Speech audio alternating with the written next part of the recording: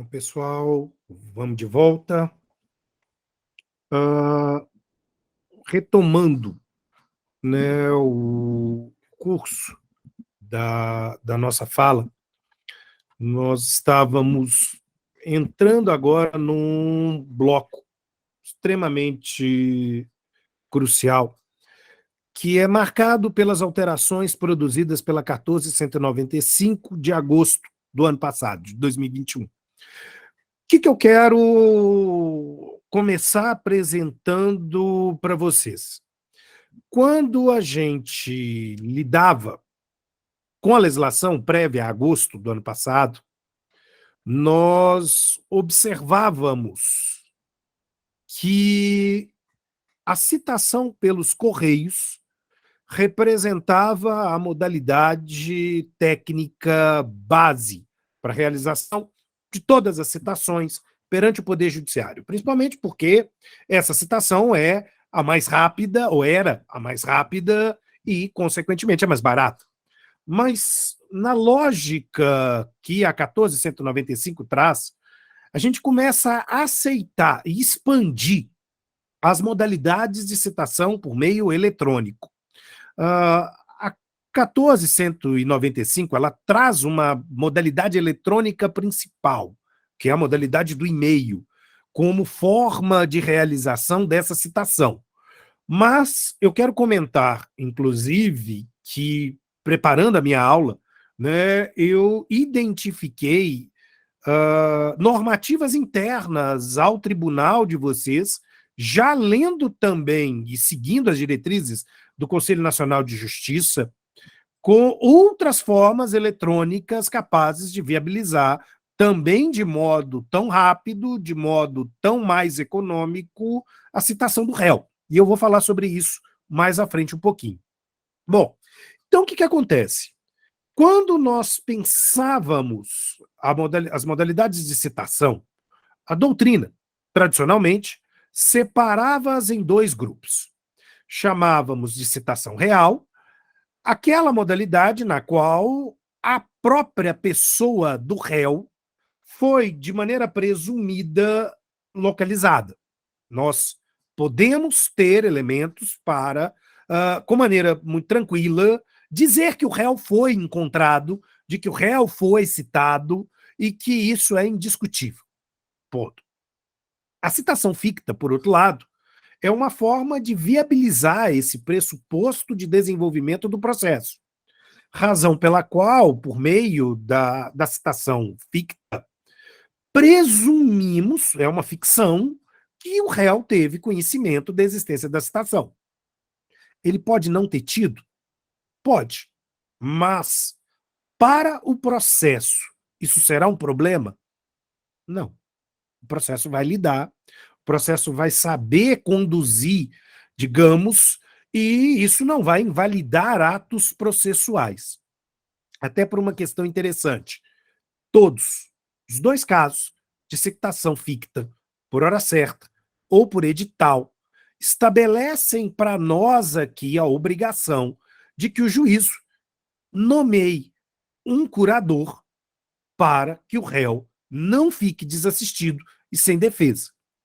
É claro que muitas vezes essa vai ser uma contestação com negativa geral, uma contestação técnica onde, de maneira genérica, são trazidos aqui impugnações mais abstratas por esse advogado, ou às vezes um defensor público, responsável pela apresentação da defesa do réu.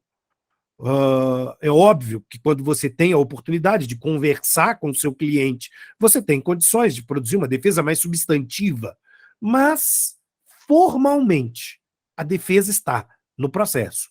Logo, eu posso dizer que nunca o réu citado fictamente, mesmo que não compareça no processo, vai ser considerado revel. Uma contestação vai haver, uma contestação estará presente naquele processo e, portanto, vai impedir os efeitos da revelia, principalmente no que toca à presunção de veracidade dos fatos narrados pelo autor em sua petição inicial. Então, aqui a gente vai estar lidando com 4 modalidades reais e 2 modalidades fictas, onde o e-mail, que era sempre deixado para segundo plano, até porque, como a gente vai ver, o Superior Tribunal de Justiça ele tem um certo ainda preconceito com a utilização eletrônica, a sua jurisprudência ainda é um tanto quanto vacilante na sua admissão, precisa mudar porque a lei mudou. O que é interessante é que a lei do processo eletrônico ela é uma lei que já ela está caminhando para quase 10 anos, ela é uma lei de 2006, e não há o seu efetivo cumprimento. Né? Ela demorou para engrenar e, de certo modo, a conjuntura de funcionamento adequado do Poder Judiciário no período pandêmico é que vai motivar muito essa mudança de cenário e esse incremento de tecnologia que hoje a gente assiste, né? Esse modelo de justiça digital, inaugurado pelo CNJ, entre outras figuras, decorre muito da necessidade que nós passamos a partir de 2020. E isso é interessante, porque eu quero trazer aqui 2 situações. Uma decisão de 2014, onde o Superior Tribunal de Justiça considerou nula uma citação que foi realizada por telefone. O oficial de justiça passou a mão no telefone, ligou para o réu e falou o seguinte: olha, você está citado, né? Você está citado. Eu sou oficial de justiça, etc, etc, etc. Existe o processo e tal, você está citado. Não foi considerado como meio idôneo e, portanto, o Superior Tribunal de Justiça decretou a nulidade de citação. Por outro lado, e antes mesmo desse julgado de 2014, no campo dos juizados especiais, o Superior Tribunal de Justiça tem entendido por uma flexibilização, mas aí muito mais se deve em razão do chamado princípio da informalidade que permeia a dinâmica dos GESPs do que propriamente uma leitura de que a citação por telefone seria meio inidôneo. Né? A ideia é que sempre o Superior Tribunal de Justiça tem uma ótica muito menos rigorosa para poder aplicar ao universo dos juizados especiais. Mas aí a gente chega na Lei 14.195, que vai trazer, então, alterações. E para que a gente possa compreender de maneira adequada e até não nos equivocarmos na tramitação processual, a gente precisa levar em consideração quando que uma lei processual ela começa a produzir os seus efeitos. Né? Teve algumas pessoas, né, dizendo que as alterações da 14.195 não poderiam ser aplicadas ao seu processo porque o processo já teria sido protocolizado antes da lei. E, na verdade, uma coisa não tem nenhuma relação com a outra, diga-se de passagem. A doutrina, né, e, de certa maneira, a teoria geral do processo no mundo todo, identifica 3 sistemas para lidar com o chamado direito intertemporal. Um sistema que foi adotado no Brasil apenas no CPC de 39, no seu artigo 1047, parágrafo 1º, que era o chamado sistema da unidade processual. Ali, sim, essa fala teria sentido. Ou seja, a lei processual nova só atingiria processos novos. Ou seja, o CPC de 39 só seria aplicado, ou só foi aplicado, para os processos que foram distribuídos posterior ao início da sua vigência. Antes do CPC de 39, o que eu tinha eram os códigos de processo dos estados. E aí, portanto, os processos antigos continuaram sendo processados com o Código dos Estados e os processos novos começaram a ser processados pelo CPC de 39. Mas esse sistema ele não é usado mais em nenhum país do mundo, pelo menos do mundo conhecido.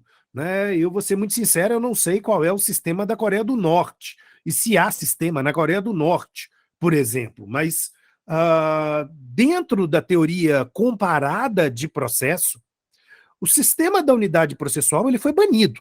Ele foi banido. E a gente passou a adotar a chamada teoria do isolamento dos atos processuais.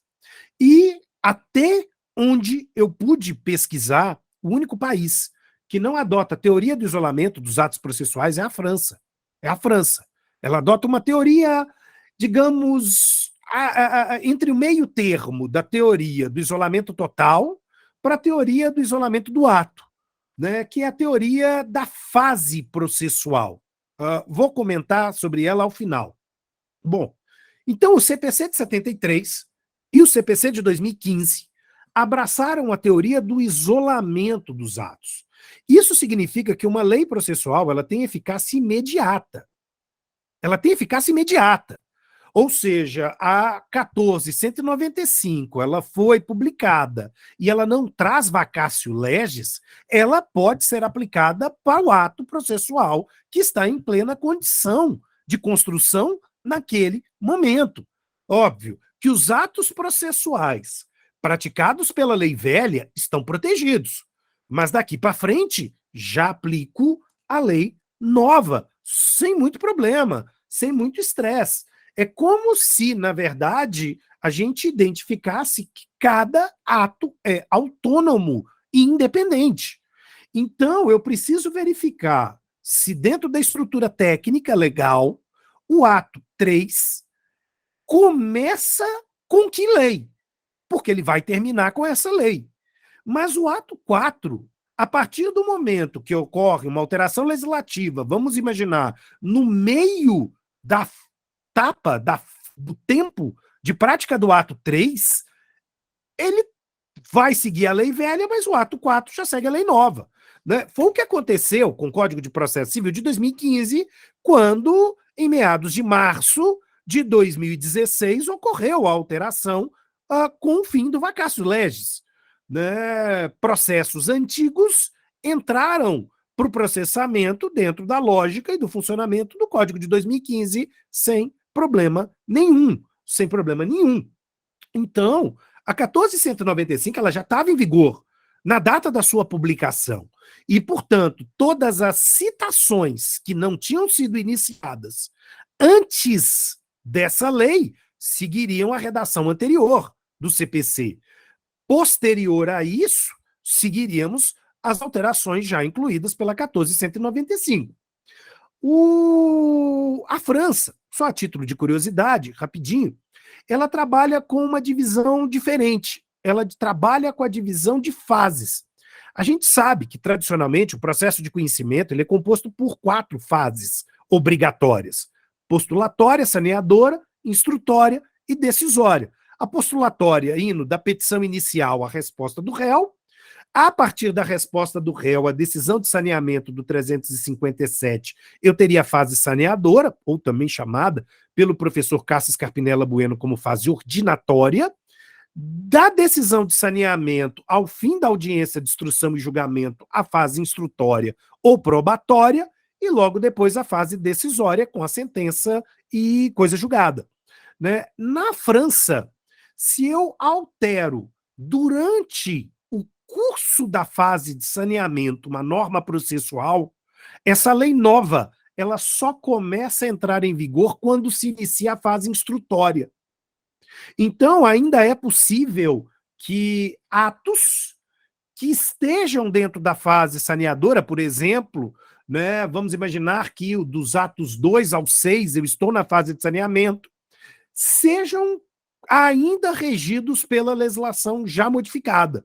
Né? Então, eu tenho um fenômeno de ultratividade da lei revogada, mas isso só acontece na França. Né? Isso só acontece na França. A nível dos demais países, não é uma exclusividade do Brasil, isso é importante, não é uma jabuticaba nossa, a alteração normativa ela é de eficácia imediata assim que ocorrer a fase do vacatio legis.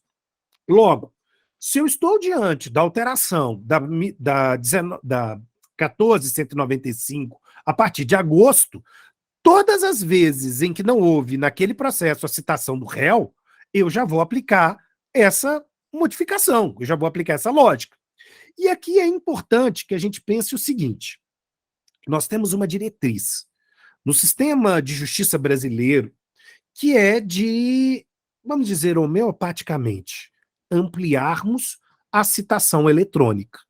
Hoje, a citação eletrônica ela se transforma no padrão para as pessoas jurídicas de direito privado e pessoas jurídicas de direito público também, mas ela é o padrão. No futuro muito próximo, podemos esperar que nós, pessoas naturais, também sejamos citados pela forma eletrônica.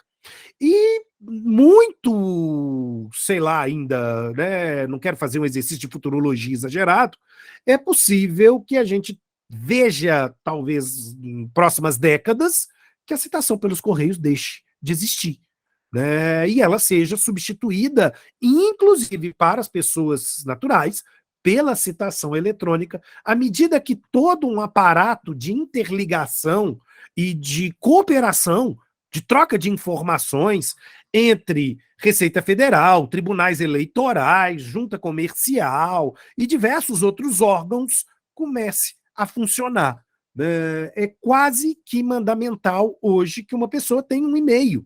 Então, em razão desse contexto, né, esse e-mail indo para um banco de dados compartilhado, ele vai ser a modalidade preferencial. Ele vai ser num elemento futuro.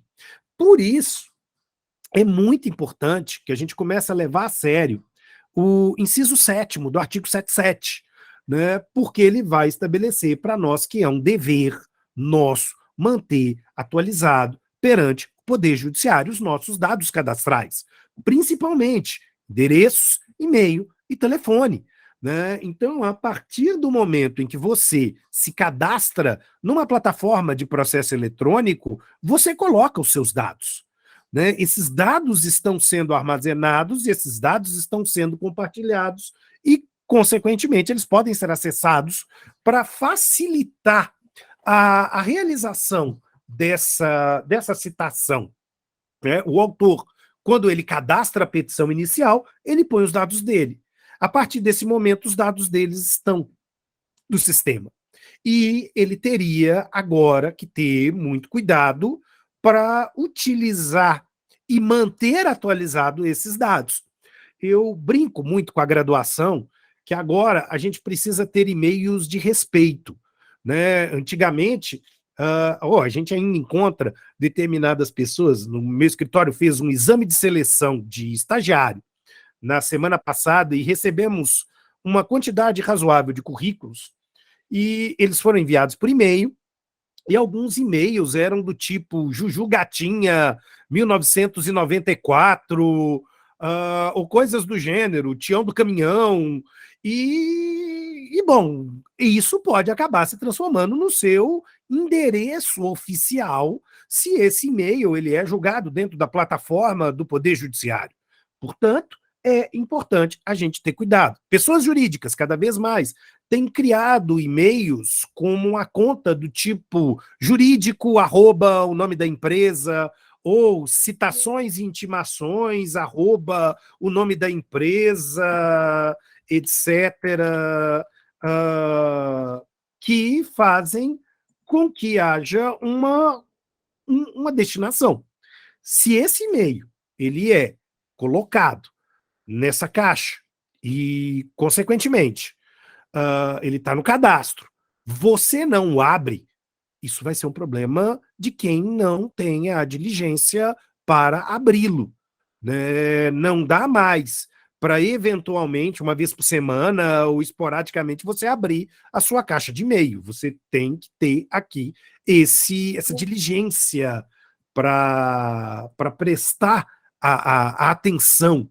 Né? E aí o problema, se você está com o e-mail desatualizado, porque o e-mail que está na plataforma, no cadastro compartilhado, não corresponde mais ao seu e-mail atual, cuidado, porque as citações podem ser consideradas válidas, bem como as intimações, por conta da desatualização. É dever de cada ator processual manter esta atualização perante esse banco de dados.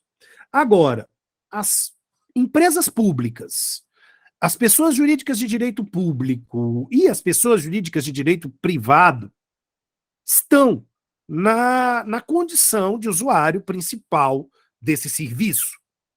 O que a gente tem que pensar é que, então, a citação por e-mail ela se torna a preferência. Bom, pode ser que ela não seja possível, pode ser que ela não seja viável, e aí a gente vai explorar as outras modalidades, na verdade. Mas o que acontece aqui? A lógica que o código vai estabelecer com a alteração legislativa de agosto é que, via de regra, pessoas jurídicas de direito público, grandes empresas e médias empresas, obrigatoriamente passarão a ser citadas pela forma eletrônica. Obrigatoriamente passarão a ser citadas pela forma eletrônica. Empresas de pequeno porte, microempresas, serão no futuro, porque o código deixa aqui uma espécie de norma programática, uma norma para ser cumprida em graus, de acordo com a capacidade e a expectativa do futuro. Isso significa dizer que, quando a gente tiver uma capacidade de integrar todas as juntas comerciais e os cartórios de registros de pessoas jurídicas dentro de uma grande plataforma aqui, que vai ser a Rede Sim, o e-mail da Rede Sim será o e-mail que será utilizado para fins de citação e intimação das pessoas jurídicas, mesmo microempresas e empresas de pequeno porte, né? Como eu disse, nesse exato momento, a 1495 não está focando na pessoa natural, mas já há um debate dentro do Conselho Nacional de Justiça, e aí eu falo porque eu faço parte da comissão de processo eletrônico do CNJ, representando o Estado de Minas Gerais, que nós vamos poder nos ver citados enquanto pessoas naturais, talvez no futuro muito próximo. Né? Eu ainda não consigo dizer para vocês, é daqui a 2 anos, 3 anos, 5 anos, mas no futuro muito próximo há aqui todo um avanço por parte do Conselho Nacional de Justiça para viabilizar uma integração dos nossos dados com a Receita Federal, com o cartório eleitoral, com o Detran, com, enfim, tudo, e a gente vai passar aqui a possibilidade de ser citados nesse contexto. Bom, então vamos pensar aqui que nós estamos diante de pessoas jurídicas que, então, em regra, serão citadas pela modalidade eletrônica. Essa citação, código no 246, diz que deve acontecer até 2 dias úteis depois que o juízo despachar a petição inicial, né? Então, houve a análise do juízo, ele entendeu que a petição inicial não deve ser emendada, ela preenche os requisitos legais mínimos, cita-se o réu.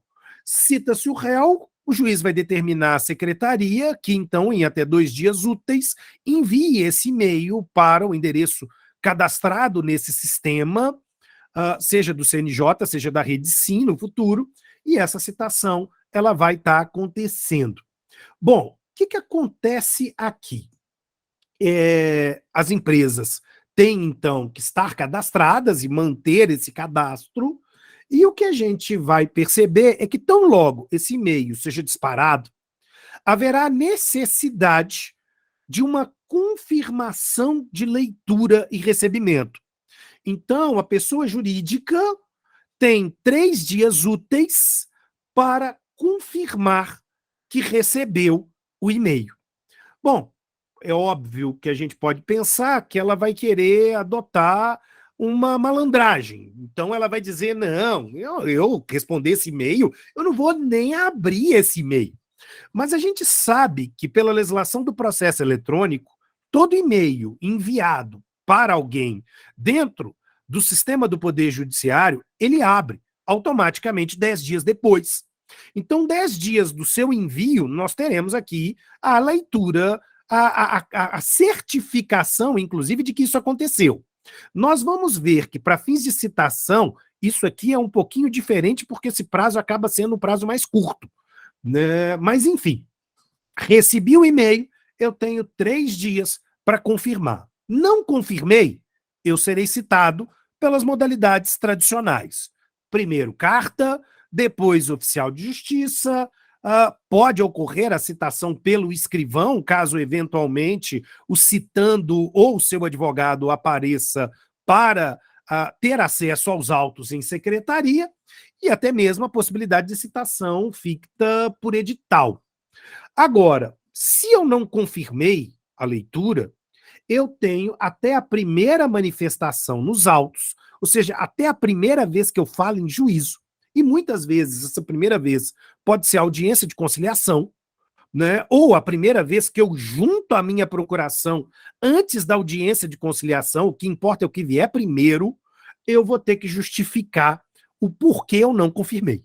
Eu vou ter que dizer, então, olha, eu não confirmei, porque ocorreu um problema no sistema, porque ocorreu isso, porque ocorreu aquilo, etc., e eu não recebi. Eu não recebi a citação.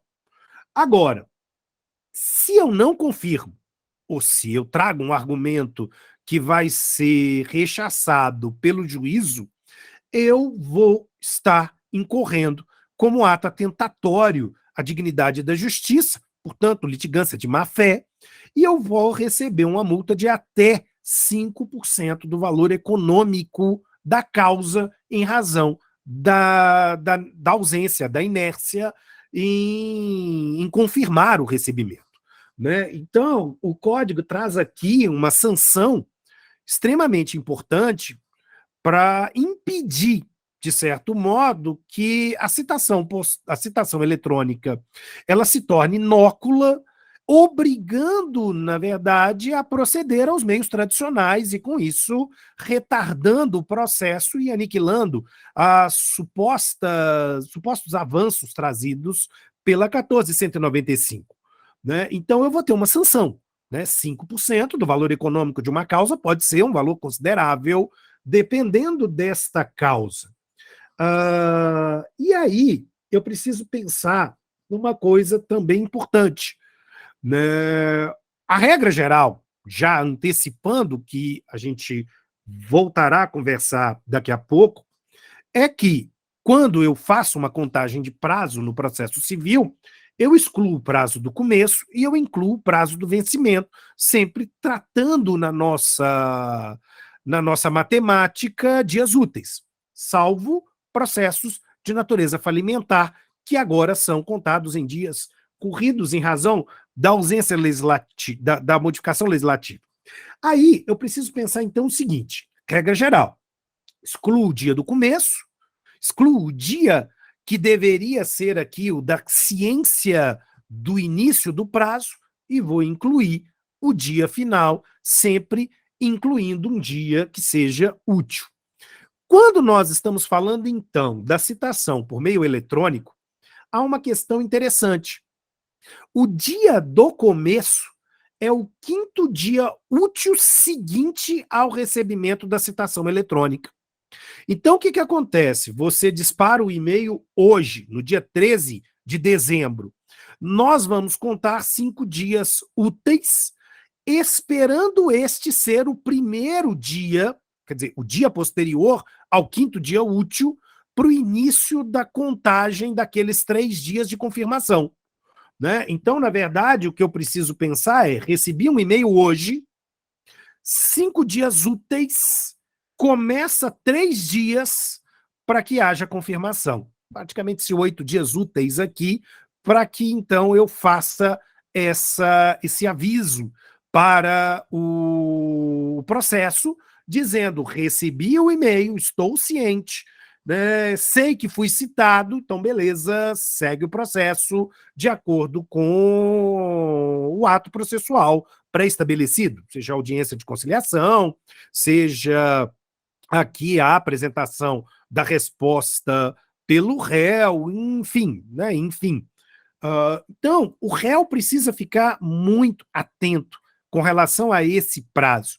Até porque tem um problema, né? Não são raras as situações em que muitas vezes o e-mail que ainda está cadastrado no sistema do Poder Judiciário é um e-mail do contador.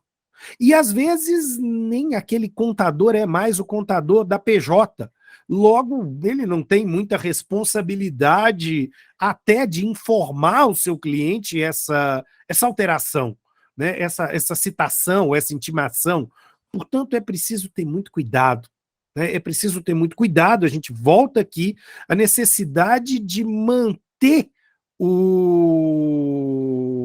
atualizado esse cadastro para evitar problemas. Bom, não é caso da citação por meio eletrônico. Então, nós vamos proceder à citação pela forma postal, pela forma tradicional. E aí, quando da entrada em vigor do Código de Processo Civil, essa forma tradicional, ela vai passar por modificações quando comparados ao CPC de 73, que são extremamente interessantes e de viés prático absurdo.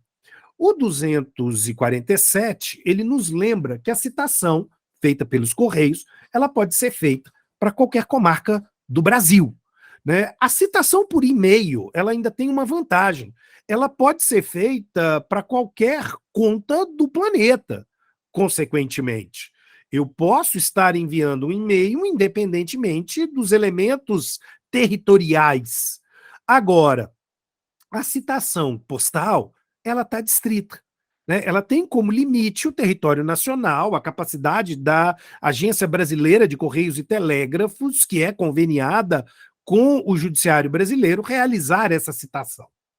Entretanto, ela é exceção nos casos, quer dizer, ela vai ser substituída, melhor dizendo, nos casos em que nós estamos diante das ações de Estado, nos casos em que eu tenho um incapaz como réu, quando eu tenho a pessoa jurídica de direito público, lembrando que ela agora é citada eletronicamente, quando não houver serviço de correspondência para citar o citando, ou seja, o correio não chega lá, ou quando houver alguma justificativa dada pelo autor para se proceder de outra forma.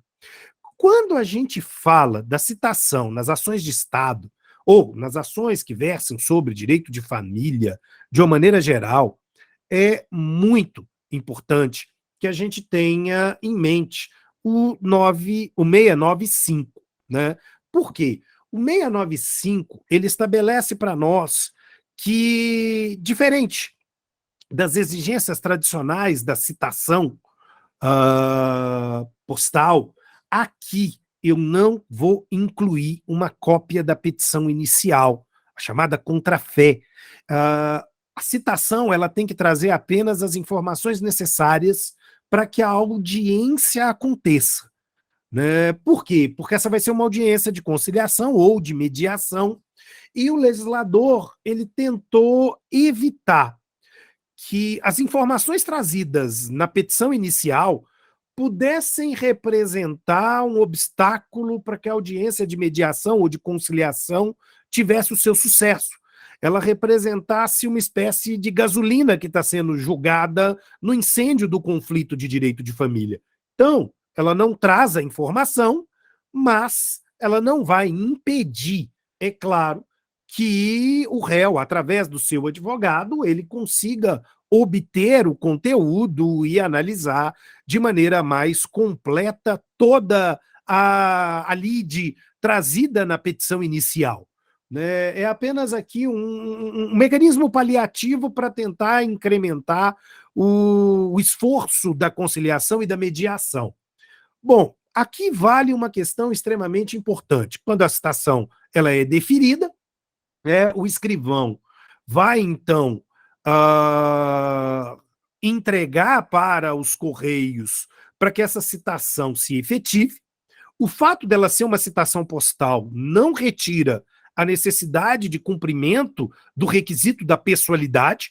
A princípio, quem vai assinar o aviso de recebimento é o citando, mas que muitas das vezes a gente se depara com uma situação na qual uma terceira pessoa, residente na família, ou vizinho, acaba assinando, e o que há é o comparecimento espontâneo do réu. Ok, a citação cumpriu, como a gente já viu, a sua finalidade, ela permitiu chegar até a pessoa a ser citada, ela apareceu no processo de uma forma ou de outra, está validado o ato, não há problema. Mas ela pode gerar um questionamento se, eventualmente, a pessoa que assina o AR é diferente da pessoa destinatária. Mas, quando estamos diante de pessoa jurídica, há uma questão muito importante, né? A entrega, tanto do mandado quanto do AR para assinatura, ela pode se dar numa pessoa com poderes de gerência, conforme o contrato social, conforme a assembleia, no caso de associações ou sociedades anônimas, mas também o funcionário responsável habitualmente por recebimento da correspondência. Ou seja, se o carteiro ele está acostumado a entregar a correspondência para uma determinada pessoa, seja da portaria, seja a secretária, isso vai ser considerado plenamente válida tal recebimento, tal assinatura, porque, inclusive, o código com isso quer evitar que a pessoa com poderes de gerência use dessa, digamos, da sua posição para se ocultar e dificultar, eventualmente, a realização da citação, né? Então, aqui há uma ferramenta, uma alternativa, que, de certo modo, isso foi importado do cenário dos juizados especiais para o Código de Processo Civil e que, de certo modo, causa um mecanismo de aceleração do procedimento, evitando qualquer tipo de medida evasiva por parte do gerente da PJ. É claro que quando nós estamos falando, por exemplo, de uma PJ a nível quase que transnacional, encontrar o seu gerente, às vezes é quase tão mais difícil do que encontrar o prefeito de um município, né? Logo, não faz sentido condicionar essa pessoalidade a esse cenário.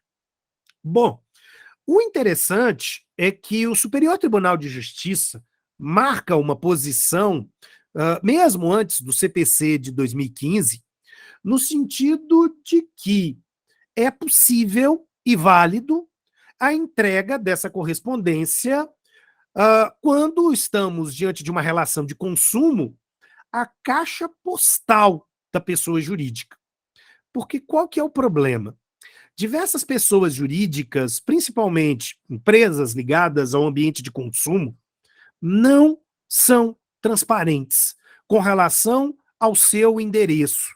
Se você procura no site, do sítio eletrônico daquela PJ, não aparece o seu endereço. Quando muito, aparece uma caixa postal, né? E aí o Superior Tribunal de Justiça vai dizer o seguinte: olha, se a pessoa jurídica citanda não publiciza o seu endereço de forma a permitir que o consumidor, portanto, relativo e restrito, vai dizer o STJ, as relações de consumo, a localize, e a única coisa que eu tenho é informação sobre uma caixa postal, bom, tá valendo se tá na caixa postal. O oficial de justiça vai lá deixar na caixa postal o ato citatório e paciência, né? Por entender que, na verdade, isso seria um subterfúgio, uma certa má-fé, ou poderia se transformar numa certa má-fé por parte das pessoas jurídicas de direito privado aqui no ambiente de consumo. Importante também que raciocínio análogo acompanhe as pessoas naturais, porque nós podemos ser citados caso nós residamos em edifícios e loteamentos que tenham um controle de acesso, uma portaria, né? Então, o correio está acostumado a entregar ao porteiro a correspondência, ele vai entregar também a citação para aquela pessoa, e, na verdade, o ônus de prova é da parte citanda, alegando e comprovando a nulidade de citação que nunca se efetivou, chegou até ela. O interessante é a gente compreender bem o final do parágrafo 4º, porque ele vai dizer que nesses condomínios, sejam condomínios horizontais ou sejam condomínios verticais, onde eu tenho uma portaria, o porteiro somente poderia recusar o recebimento da citação se ele declarasse e, portanto, se responsabilizasse, tanto civilmente como até criminalmente, pela sua declaração, alegando que, na verdade, o citando se encontra ausente. Ausência é termo técnico. Ausência aqui não quer dizer que ele não está em casa. Ausência significa que durante X unidade de tempo, esse porteiro está dizendo, não, tem muito tempo que eu não vejo o morador do apartamento 601. Não, tem muito tempo que ele não vem aqui, eu não sei o paradeiro dele. Eu não sei o paradeiro dele. Logo, eu não quero assumir essa responsabilidade. Né? Isso é muito importante para evitar também medidas evasivas por parte dos porteiros instruídos para não recebimento de citação. Né?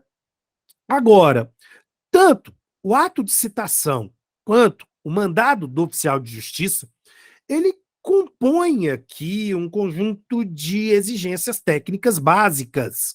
Trazer o nome do autor e do citando com o seu domicílio, dizer qual é a finalidade da citação, se é para apresentação de resposta, se para comparecimento a uma audiência de conciliação ou de mediação, definir aqui se existe alguma sanção a ser aplicada no caso de descumprimento de alguma ordem, por exemplo, uma medida liminar, marcar qual é a data, hora, lugar dessa audiência e trazer a contrafé, salvo nos casos de demanda sob direito de família. Aqui vale uma lembrança, e essa lembrança, às vezes, ela acaba passando desapercebida. Né? O artigo 255 traz uma norma muito interessante para evitar a expedição de uma carta precatória. Bom, a gente sabe que, regra geral, os atos processuais que precisam ser praticados em outra comarca deverão ser praticados mediante uma expedição de uma carta precatória. O grande problema é que a carta precatória, ela delonga bastante o curso do procedimento, então ela causa um retardo. E o 255 busca exatamente modificar esse cenário, alterar, para facilitar. E ela autoriza que, então, oficiais de justiça que estejam dentro da mesma área metropolitana ou que estejam diante de comarcas que sejam limítrofes uma com a outra, possa ultrapassar o seu espaço e praticar atos na comarca vizinha. Né? Isso vai poupar a expedição de uma carta precatória e vai representar uma economia, não apenas econômica, mas uma economia de tempo naquele processo. Né? Então, duas comarcas vizinhas ou duas comarcas dentro da mesma região metropolitana, o oficial de justiça pode dar um salto e, consequentemente, praticar atos de maneira completamente válida naquela comarca, facilitando, agilizando e barateando mesmo o processo. Agora, quando nós estamos diante da citação que encontra o oficial de justiça uma dificuldade para sua materialização, porque há uma suposição de ocultação, ou seja, o citando se encontra esquivando-se para não ser citado, nós vamos poder lançar mão da primeira modalidade de citação ficta, que é a citação por hora certa. Só que a citação por hora certa, ela tem alguns requisitos de validade, que são requisitos extremamente importantes e requisitos cumulativos. Eu preciso ter a suspeita de ocultação, primeiro, né? E eu preciso de ter o oficial de justiça já comparecido até 2 vezes no endereço de residência do citando. Aqui, necessariamente, o endereço de residência, não o seu local de trabalho, ou qualquer outro espaço que tenha sido indicado pela parte autora. E ele foi 2 vezes. Nessa segunda vez, tendo em ambas havido a suspeita de ocultação, ele vai poder dar início ao rito da citação por hora certa. Bom, como o nome indica, o que ele vai fazer? Ele vai procurar alguém da residência, alguém da família, algum vizinho, e informar que na data tal, na hora tal, ele volta para fazer a citação. Então, ele literalmente, ele marca, ele agenda quando essa terceira ou próxima vez ela vai acontecer. Diante desse cenário, se, vamos supor, o citando está presente nesse novo encontro, ele é citado na modalidade real, na modalidade presencial, sem problema, colhida a sua assinatura, ou o oficial de justiça vai registrar que ele se negou a assinar, não faz a menor diferença, né? Tem gente que dá um chilique colocando as mãozinhas para trás e dizendo assim, eu não assino, isso não faz a menor diferença, porque o oficial de justiça tem fé pública, ele vai registrar que houve aqui o cumprimento da liturgia necessária e que a citação ela é válida e segue o barco. Agora, quando nós temos aqui essa suspeita de ocultação e eu vou pela terceira ou vez seguinte ao lugar da residência do citando e ele não comparece, ele será dado por citado. Né? Ele será dado por citado e citado sendo, vai cumprir aqui uma exigência importante, que é a necessidade de que, então, a secretaria envie uma correspondência normal, sem a necessidade de AR, informando aqui a ocorrência da citação, trazendo cópia da petição inicial, informando data de eventual audiência, de conciliação ou mediação, etc. Bom, agora, o importante é, fui citado fictamente, por hora certa, não estava no dia e local marcado pelo oficial de justiça. Fui citado. O juízo vai verificar se, após o prazo para a apresentação de resposta do réu, ele se manifestou. Se ele se manifestou, perfeito. A citação cumpriu seu papel, de alguma forma chegou-se até ele a informação, está citado, segue o processo. Não foi citado, eu vou ter que ter a nomeação do chamado curador especial, conforme o parágrafo 4º do 253. Então, o juiz vai nomear alguém, pode ser, em alguns casos, a Defensoria Pública, pode ser um advogado dativo, para que este assuma a incumbência de apresentar uma contestação em nome do citando por hora certa. Resultado prático, como eu disse antes, não terei revelia. Não terei revelia. Quer dizer, embora o parágrafo 4º diga, se houver revelia, a revelia vai ser elidida por conta da apresentação da contestação pelo curador especial. Então, beleza. E aqui é importante, porque esse curador especial, na grande maioria das vezes, por fazer uma contestação por negativa geral, deixa todo o ônus de prova nas costas da parte autora.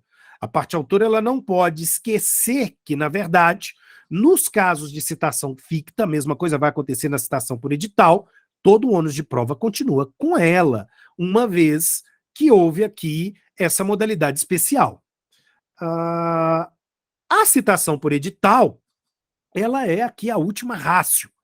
Né? Se eu não conseguir citar pelas demais, me sobra a citação por edital como forma de concretização.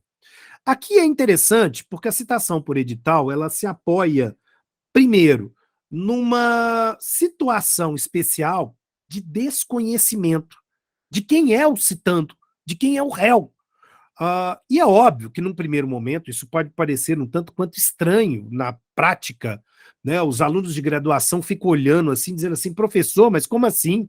Nós vamos publicar um edital dizendo assim, você que pode ser o réu nesse processo, apareça na audiência de conciliação. Bom, por que ele vai aparecer? Mas sim, é isso mesmo. Né? Sim, é isso mesmo, porque isso pode acontecer. E, curiosamente, em demandas de direitos reais, é muito comum, dependendo da situação, você ter um imóvel que não foi reivindicado pelos herdeiros após a morte do seu titular e abre margem para uma ação de uso capião. Né? Quer dizer, quem é o réu? Os herdeiros de fulano. Agora, quem são esses herdeiros? Não sei, não sei. Mas o processo de usucapião ele ficaria inviabilizado se eu não tivesse como lançar a mão da citação por edital. Né? Então, o inciso 1º do 256 me viabiliza essa possibilidade. A situação mais comum, entretanto, é a do inciso 2º do 256. Está trabalhando com a ideia de que eu sei quem é o réu, eu só não sei aonde ele está. É o famoso lugar incerto ou não sabido, que muitas vezes é relatado nas certidões dos oficiais de justiça. E aí eu vou passar para a citação por edital. É claro que a citação por edital, principalmente nesse contexto, ela só deve ser manejada quando a gente esgota todas as possíveis possibilidades de localização do réu. E, às vezes, a tecnologia tem nos fornecido possibilidades alternativas, né? Desde o convênio Cisbajude para localização de dados do réu, a utilização de ofícios para companhias telefônicas, para companhias de energia, e N outras alternativas, a Receita Federal, os tribunais eleitorais, para tentar localizar essa pessoa, mas às vezes realmente acontece um fenômeno. A pessoa não é localizada. Né? Você não sabe, ninguém tem como apurar aqui com precisão aonde essa pessoa foi parar.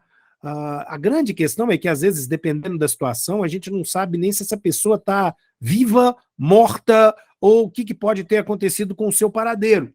Resultado, vamos para a citação por edital com base no inciso 2º do 256.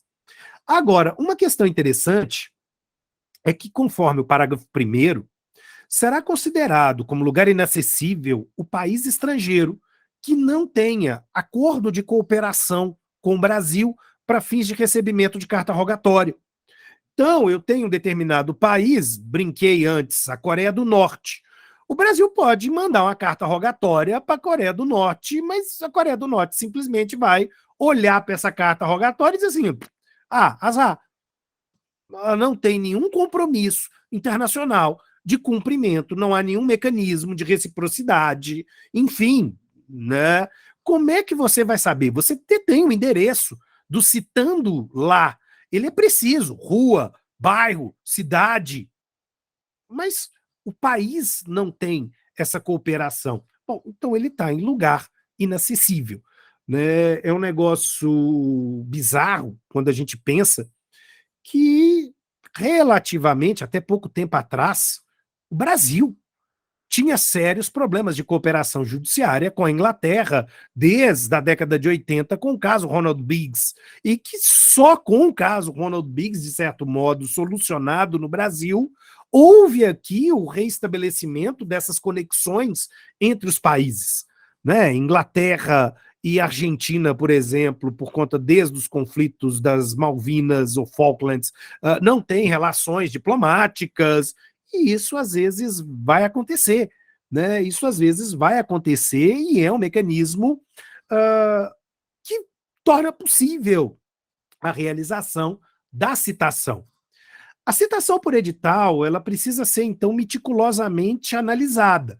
Eu preciso ter uma afirmação da parte autora ou do oficial de justiça dizendo que, olha, eu não sei, né, não consigo identificar aonde está a parte, tendo em vista o seu desaparecimento, até porque a gente sabe que haverá possibilidade de penalização, né, se a parte autora dolosamente oculta as informações sobre o paradeiro do citando para tentar obter uma citação por edital, ela está agindo processualmente de má-fé, então ela pode ser condenada em uma multa de até 5 salários mínimos, e vale lembrar a repetição das custas processuais de todos os atos praticados pós-citação por edital também vão cair na conta dessa parte que requereu dolosamente a citação por edital.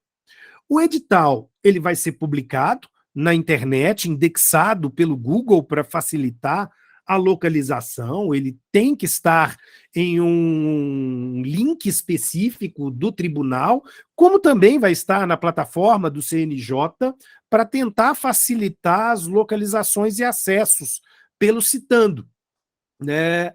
Há aqui uma questão importante, que é a existência de um prazo de publicidade do edital, e que vale bastante, né? Esse edital, isso não pode ser confundido com o prazo de resposta. O prazo de resposta é o prazo de 15 dias, mas para que o prazo de resposta comece entre a data de publicação do edital e o dias acor do prazo de resposta, há um lapso temporal elástico fixado caso a caso pelo juízo entre 20 a 60 dias, dependendo da complexidade, dependendo da dificuldade pressuposta de localização do citando, para que exatamente essa notícia circule, né? Volto a chamar isso de popular rádio peão, né? Alguém ouviu falar, alguém leu no diário oficial e entra em contato com o citando. O interessante é que cada vez mais formas de cooperação alternativa também são praticadas. Eu posso publicar em um jornal local, né, a informação desse edital e usar outras formas de publicidade. Olha que coisa interessante. Às vezes o jornal local não é o grande jornal da capital, por exemplo. Não é a Folha de São Paulo, não é o Jornal do Brasil, não é o Globo. Às vezes é o jornal da paróquia, né? Que é o jornal que é lido, é o jornal do condomínio, que é frequentemente recebido pelos moradores e que tem essa função. Eu já fui diretor do Núcleo de Prática Jurídica da Universidade Católica de Minas Gerais, no campo do interior. E nós fizemos 2 convênios que foram extremamente interessantes para a efetivação de citação por edital. Conversando com o juiz diretor do foro da comarca do interior, nós pedimos, primeiro, que o pároco, o padre responsável pela igreja matriz da cidade, lesse os editais de citação antes das principais missas. Então, antes dele começar a celebração da missa, ele dizia: gente, peraí, ó, tem um recado aqui do fórum, tá? Tem um recado do fórum para o fulano, para Beltrana, para o cicrano. Ó, se vocês conhecem essas pessoas, avisem elas. Se você está aqui, fulano, Beltrana, ó, então dá uma passadinha no fórum que tem um negócio lá para você resolver, né? E do mesmo modo, as rádios locais daquela comarca fizeram com o Poder Judiciário e o Núcleo de Assistência Judiciária da Católica um convênio de leitura no horário de maior audiência. O locutor, né, parava a programação e dizia: olha, eu tenho aqui uns informes do fórum, tá? Então, igualzinho o padre, fulano, Beltrana, ciclano, não sei o que, ó, vocês estão sendo procurados lá no fórum, é preciso que vocês apareçam lá. Se você conhece essas pessoas, por favor, entre em contato com elas, peça para ir ao fórum, e de uma maneira bastante interessante. Era uma comarca com grande zona rural, funcionava, né? A notícia chegava, às vezes não pelos ouvidos direto do citando, mas alguém que conhecia o citando vira para ele e diz: ó, nós ouvimos seu nome na rádio, viu? Mandaram você ir lá no fórum, vai lá no fórum. E dava certo, né? Era um mecanismo alternativo e que, de maneira extremamente interessante, viabilizava, concretizava a possibilidade da citação se efetivar com sucesso, né? Enfim. Bom, etapa 2, intimação. Nós já fomos capazes de compreender que a intimação, ela se difere da citação, uma vez que eu só cito o réu ou executado, bom, o réu no processo de execução, ou o terceiro interveniente compulsório, que também vai se transformar em réu na tutela de conhecimento, e ele é citado uma única vez. Se eu tenho que fazer a segunda citação, significa que a primeira foi considerada nula, na verdade. Né? Mas, enfim. Agora, a intimação, como a gente começou a conversa, ela é um ato plural. Eu tenho, às vezes, centenas de intimações em um único procedimento comum, na verdade. Há uma multiplicidade e eu posso estar intimando o autor, o réu, o Ministério Público, testemunha, perito, enfim, tradutores, e por aí vai.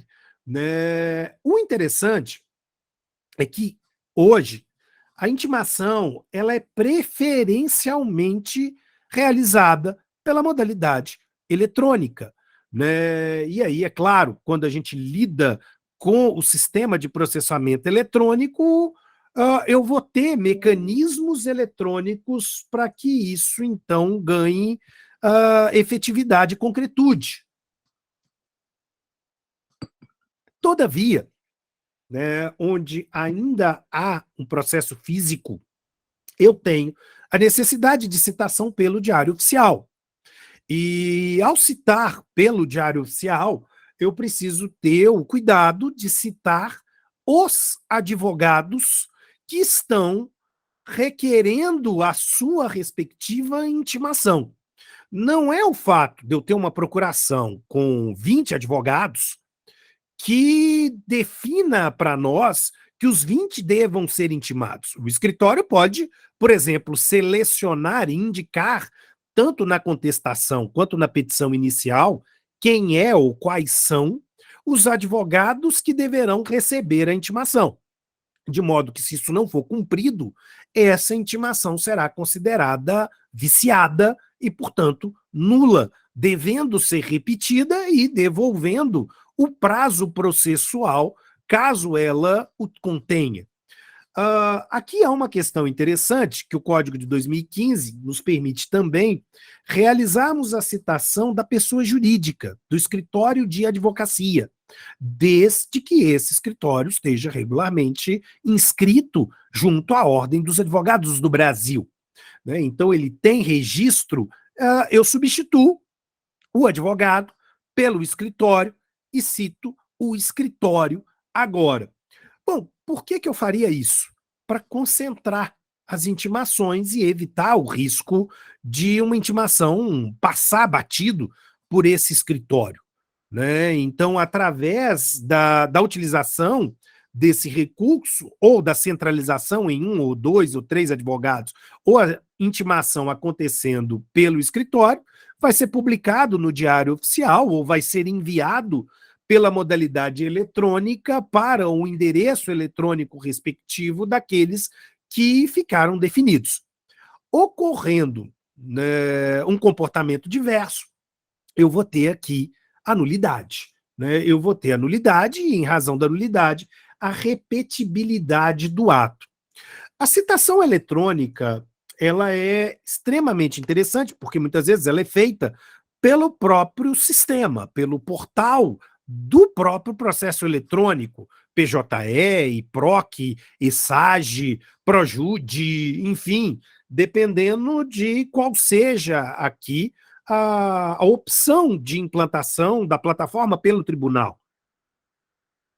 Fato, existem dezenas de plataformas com suas peculiaridades e suas características, mas todas estão aqui atreladas a essa necessidade de realização da intimação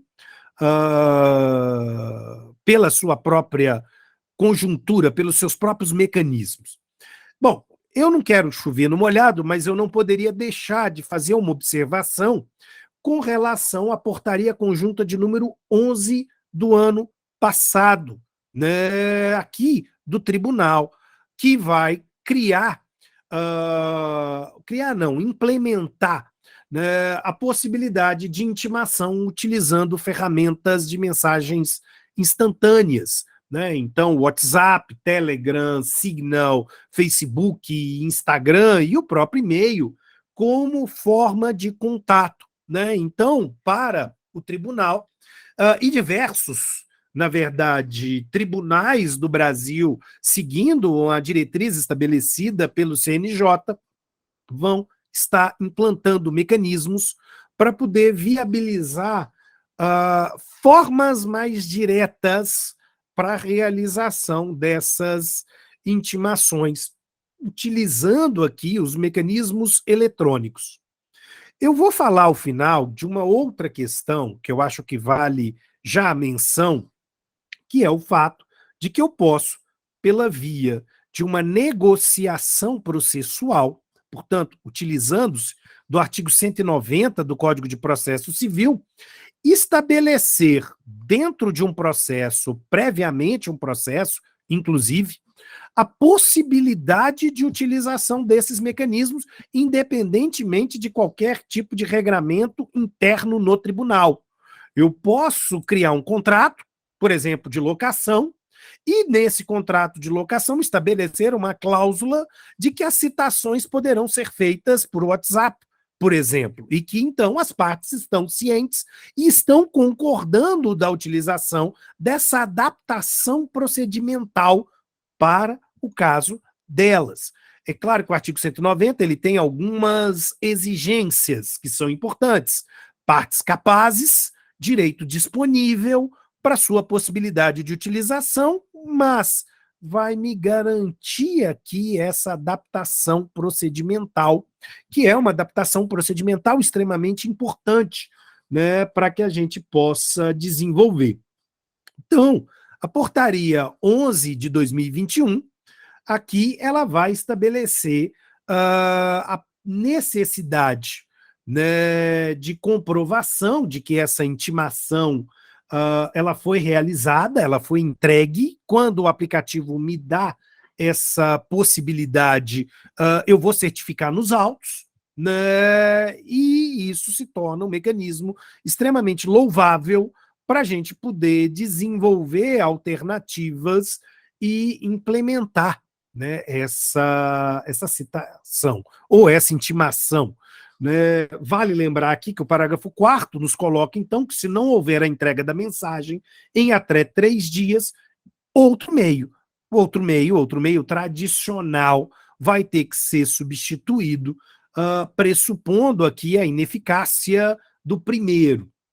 Bom, eu queria trazer uma questão, antes da gente avançar, que ainda levanta alguns questionamentos, e, inclusive, isso é obstáculo para a própria utilização da citação ou da intimação pela forma eletrônica dentro da jurisprudência do STJ. Hoje, né, eu não sei quando, efetivamente, esse recurso considerado repetitivo será julgado pelo Superior Tribunal de Justiça, mas coloca-se em xeque. E, de certo modo, busca-se modificar o entendimento tradicional da súmula 410 do STJ. Bom, qual é o problema? A súmula 410 do STJ é uma súmula que ela foi criada quando lá no Código de 1973, na verdade, implantou-se o sistema do cumprimento de sentença para as obrigações de fazer e não fazer. E aí nós estamos falando lá de 2006. Bom, o que acontece aqui? Né? O que acontece aqui? Houve o estabelecimento na súmula 410 de que há necessidade de intimação pessoal do devedor, portanto, é uma intimação que não pode ser feita na pessoa do seu advogado, mesmo que esse advogado tenha poderes especiais para tanto. Então, a pessoa do devedor precisa ser pessoalmente intimado todas as vezes que houver uma imposição de multa pelo descumprimento de uma obrigação de fazer ou não fazer. Seja pela via da chamada tutela cominatória, seja pela via da famosa ASTRAN, eu tenho aqui uma multa, um elemento pecuniário, em razão do descumprimento por conta de um comportamento da parte devedora. E aí o Poder Judiciário vai dizer o seguinte: se o Poder Judiciário impôs essa penalidade, essa multa, este devedor precisa ser intimado pessoalmente. Qual é o problema aqui que eu quero chamar a atenção, na verdade, de vocês? O Superior Tribunal de Justiça, ainda hoje, mesmo a despeito da Lei 14.995 do ano passado, a despeito da Lei do Processo Eletrônico de 2006, tende a entender que essa intimação pessoal ela está restrita às intimações pelo correio e à intimação pelo oficial de justiça. Inclusive, entende que não é possível aqui a utilização de uma modalidade ficta. E aí a gente tem um problema, né? Um problema da seguinte forma, do seguinte calibre. Vamos lá. Só para contextualizar, né, eu patrocino um recurso especial onde a minha cliente, uma pseudo-celebridade, ela foi ofendida numa publicação por uma grande empresa, na verdade, e houve uma ação judicial com pedido indenizatório e com pedido de retirada daquela publicação das redes sociais. O juiz fixou um prazo de 3 dias, 72 horas, para retirada da publicação. É uma empresa de grande porte, então, já com base na 14.195, ela foi citada e intimada do deferimento da tutela provisória por e-mail. Foi utilizado o e-mail do registro da junta comercial, que é o mesmo e-mail que foi utilizado pela Receita Federal, né? É o e-mail cadastrado na Receita Federal, é o e-mail que está cadastrado no sistema do CNJ e etc, etc, etc. Bom, tá. O único problema é esse e-mail chegou, esse e-mail retornou para nós com uma confirmação automática de leitura, dizendo a empresa tal agradece a sua mensagem e ela será respondida prontamente, parará. E tudo isso certificado pela Secretaria do Juízo de Porto Alegre. Bom, qual é o porém? Né? O juízo de primeiro grau aplicou a multa. O juízo de primeiro grau aplicou a multa porque passou-se mais de 30 dias e a obrigação de retirar postagem das redes sociais não foi adimplida. Em contestação, minto, em agravo de instrumento, salvo engano, acho que em agravo de instrumento, em contestação, a empresa empresa de grande porte, portanto, devidamente compatível com a citação, alegou a súmula 410, dizendo que, na verdade, a sua intimação e citação não deveriam ter sido realizadas pela modalidade eletrônica, mas por oficial de justiça ou por correio, já que havia uma tutela combinatória prevista numa medida liminar. Bom, qual é o problema? Né? Aplicando a exegese da súmula 410, o Tribunal de Justiça do Rio Grande do Sul entendeu por cancelar a possibilidade de aplicação da multa. Entendeu por não aplicar, porque não houve citação por correio ou por oficial de justiça. Mas, o que eu quero levantar como discussão aqui, na verdade, é o fato de que talvez, e até pela própria lógica do processo eletrônico ou das alterações do CPC de 2021, nada talvez seja mais pessoal do que o seu e-mail. Nada é mais, digamos, privado ou restrito do que o seu e-mail. É muito mais fácil alguém, um terceiro, violar uma correspondência sua do que abrir a sua caixa de e-mail, uma vez até porque, se ele não foi autorizado para que tal recebimento se dê, para que tal leitura aconteça, a gente tem até tipo penal para esse tipo de situação, que é lá o violar dispositivo eletrônico, bababá. Qual é o problema? O Superior Tribunal de Justiça realmente precisa reler a súmula 410. Eu não acho que é um caso de revogação da 410, mas é um caso de readaptação da sua exegese. Não dá para manter aqui, por conta de todo o avanço trazido, inclusive pela legislação, a ignorância de que a citação por meio eletrônico transformou-se numa realidade. E essa realidade é uma realidade que a gente já não consegue mais ignorar, né? Enfim, existe um recurso repetitivo que questiona, junto ao Superior Tribunal de Justiça, então, a necessidade de revisão da súmula 410, e aí, enfim, isso é cenas para o próximo capítulo, né? Quer dizer, a gente depende de ver como a corte do tribunal vai lidar com esse repetitivo. Bom, avançando para o nosso último ponto, falamos agora sobre prazos processuais. É uma questão extremamente interessante, porque a disciplina do prazo, via de regra, ela é uma disciplina que precisa estar prevista em lei. O Código, entretanto, traz duas situações alternativas muito importantes, e que às vezes isso passa batido por um ou outro jurisdicionado, né? Se a lei não traz o prazo, diz o Código, o juiz vai poder fixar um prazo, nunca podendo fixar um prazo menor do que 48 horas. Agora, se a lei não trouxe o prazo e o juiz não trouxe o prazo é de 5 dias. Ponto. Não há lacuna no ordenamento jurídico quando nós estamos diante de um prazo não explicitado. A lei trará o prazo. Não trouxe o prazo, o juiz traz o prazo. Se o juiz, na sua decisão, não trouxe o prazo é de 5 dias. Pronto e acabou. Cerrou o assunto, porque eu tenho norma supletiva, né? Vale lembrar, e aí é um dispositivo, que é o parágrafo 4º do 218. Ele está meio deslocado de lugar, mas ele é importante. Ele trata de um fenômeno que, na jurisprudência do Superior Tribunal de Justiça, antes do CPC 2015, era inadmissível, que era a chamada preclusão ex tempore. Bom, o que é a preclusão ex tempore?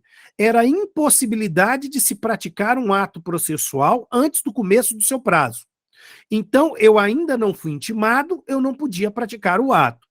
O parágrafo 4º do 218, ele mata a preclusão ex tempore, porque ele entende que é plenamente válido praticar um ato processual, ainda que esse ato não tenha se iniciado.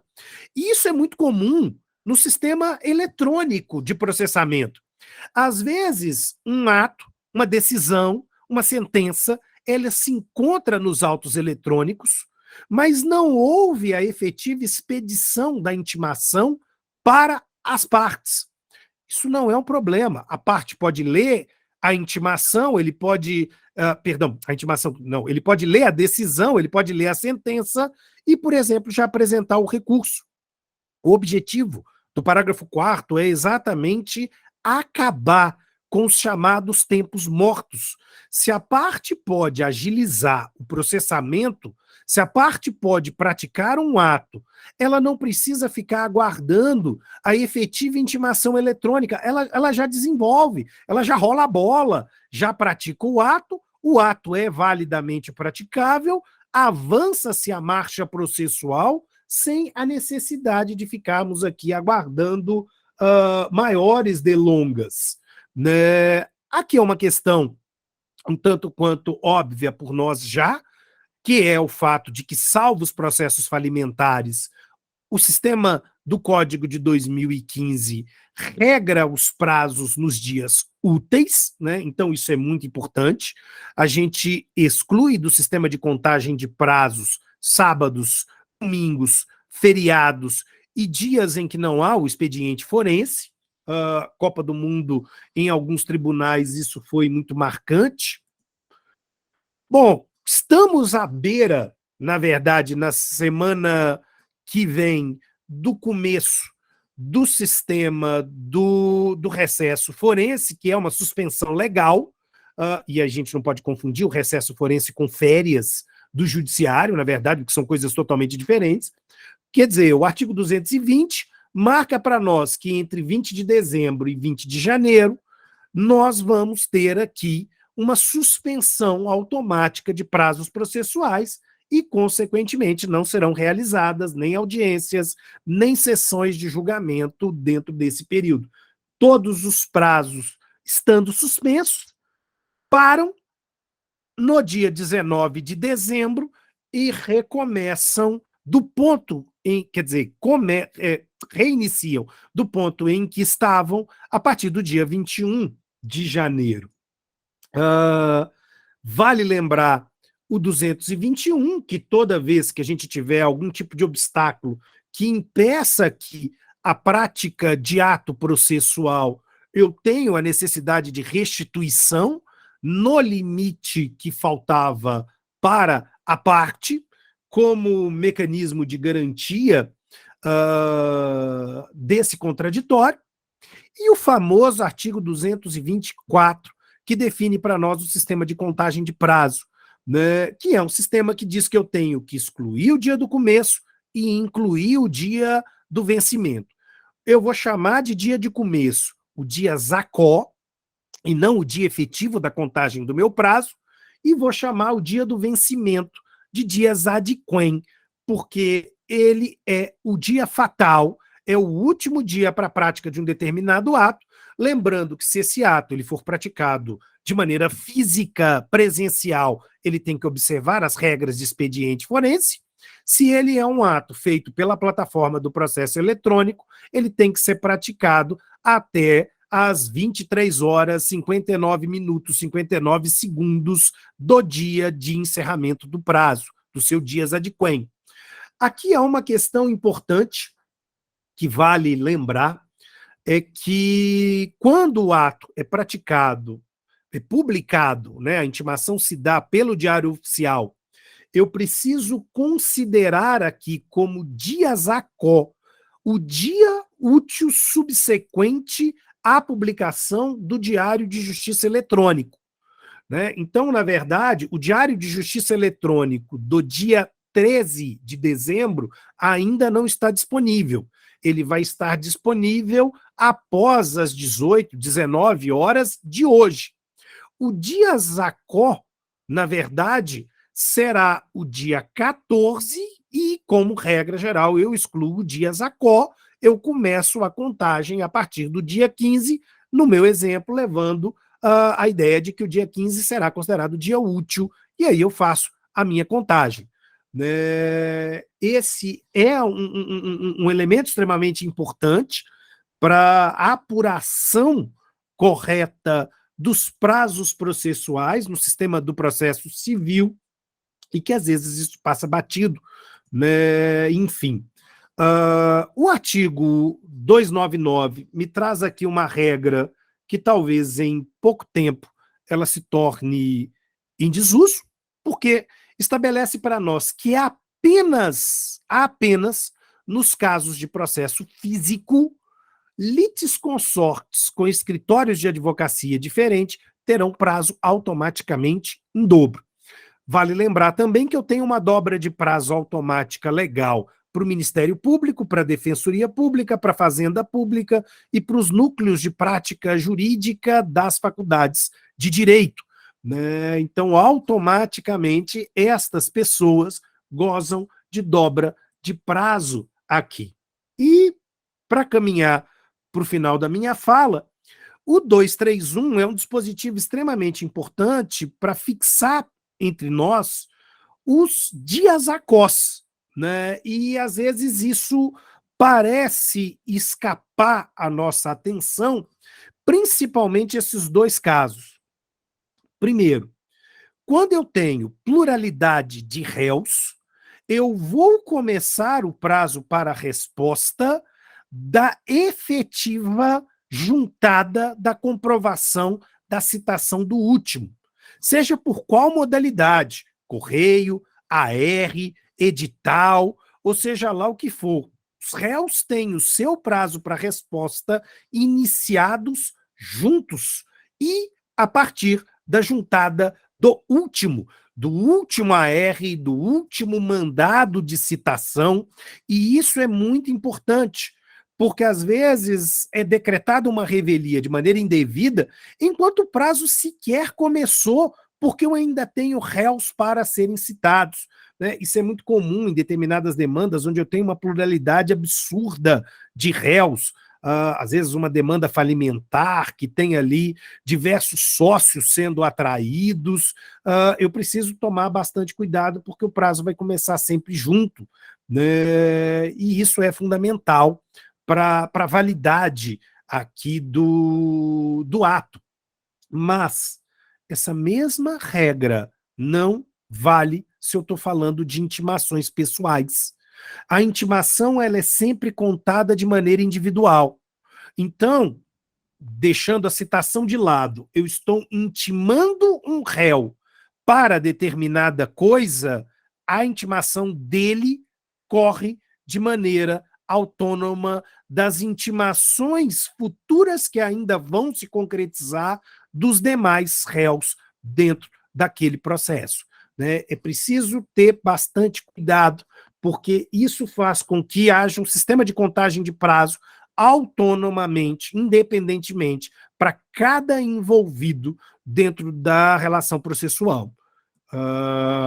Outra questão importante, né, que a gente precisa levar em consideração, e aqui eu destaco o inciso 5º, né, que todas as vezes que eu estou diante de uma intimação eletrônica, por exemplo, uma intimação a partir da abertura do e-mail ou daquela confirmação de leitura dentro da plataforma eletrônica, o meu prazo não começa do dia que eu abri a intimação. O meu prazo começa do dia posterior à abertura da intimação.